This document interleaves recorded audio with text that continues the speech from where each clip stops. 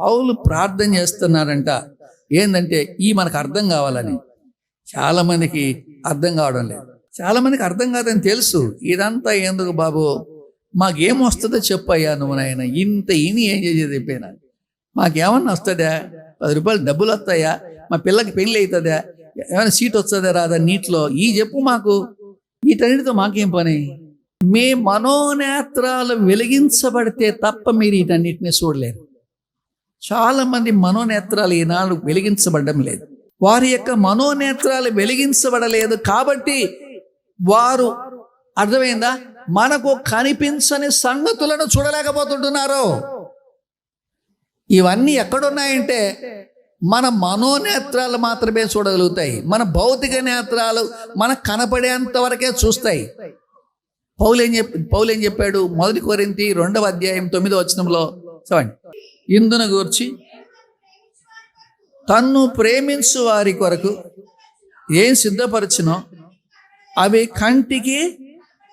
కంటికి కనబడలేదు, చెవికి వినబడలేదు, మనుష్య హృదయమునకు గోచరము.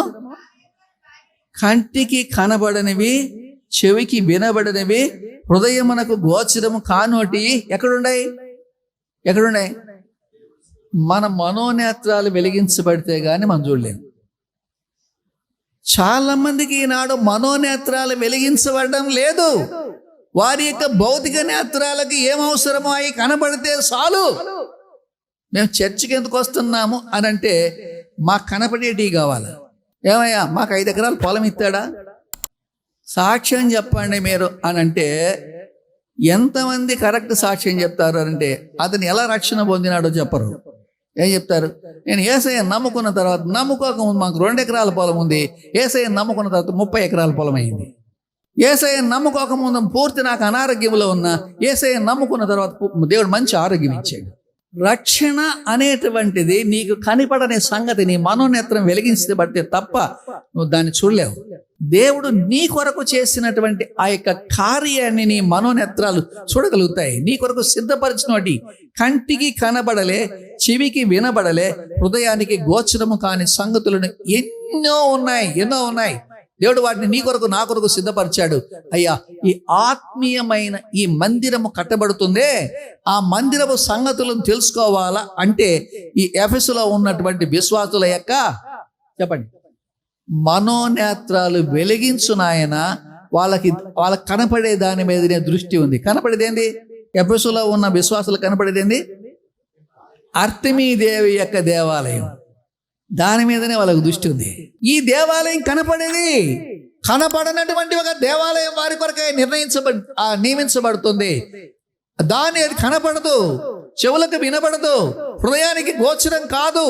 ఆ దేవాలయం అక్కడ ఉంది. ఎక్కడుంది? కనిపించని స్థలములో ఉందా? గ్రంథం 21వ అధ్యాయం రండి, దేవునికి 22, 23 వచనాలు చూడండి.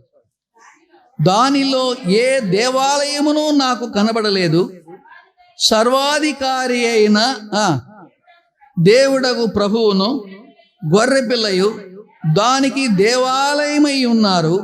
ఆ పట్టణములో ప్రకాశించుటకై సూర్యుడైనను చంద్రుడైనను దానికి అక్కరలేదు. దేవుని మహిమయే దానిలో ప్రకాశించుచున్నది. గొర్రెపిల్లయే దానికి దీపం. గుర్తుపెట్టుకోండి. ఇక్కడ ఒక దేవాలయం ఉందంటే ఎక్కడుంది? ఇది 21, 22 అధ్యాయంలో ఉన్న సంగతి ప్రకటన గ్రంథం పరలోకములో ఉండే సంగతులను చూస్తున్నాడు. పరలోకము తెరవబడి ఉండుట నేను చూచితిని అన్నాడు. ఎవరు చెప్పండి? యోహాను 4వ అధ్యాయంలో చూడండి. ప్రకటన గ్రంథం 4వ అధ్యాయంలో అక్కడి నుంచి తెరవబడినటువంటి పరలోకాన్ని ఆయన చూస్తూ ఉంటూ ఉన్నాడు. 1వ వచనం చూడండి. ఈ సంగతులు జరిగిన తరువాత నేను చూడగా, అదిగో పరలోకమందు పరలోకములో ఒక తలుపు తెరిచినాడు. నాకు చూపిస్తున్నాడు దేవుడు. చూపిస్తుంటే నాకు అక్కడ ఏం కనపడింది? ఒక దేవాలయం కనపడింది. ఆ దేవాలయం ఎవరంటే దేవాలయము ఏం చదువుతున్నాం చెప్పండి. 22వ వచనం. దానిలో ఏ దేవాలయమును నాకు కనపడలేదు. దేవాలయం అంటే ఏమనుకుంటున్నాము? అరే ఏం దేవాలయం కనపడలేదే, ఏం రాళ్ళు లేవు, రప్పలు లేవు, ఏం లేవు, కట్టినటువంటి ఏమి లేవే. అని అనుకుంటుంటే ఏం కనపడింది నాకు చదవండి.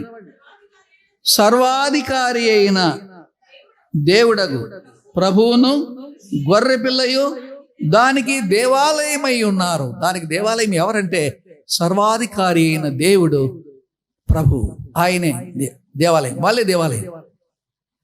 ఈ దేవాలయంలో అంటే సర్వాధికారి అయినటువంటి ప్రభు అయినటువంటి ఆయన యొక్క దేవాలయంలో నీవు కూడా ఒక్కరుగా దాంట్లో చేర్చబడుతూ ఉంటున్నావు. ఆయన శరీరంలో ఒక్కరుగా చేర్చబడుతూ.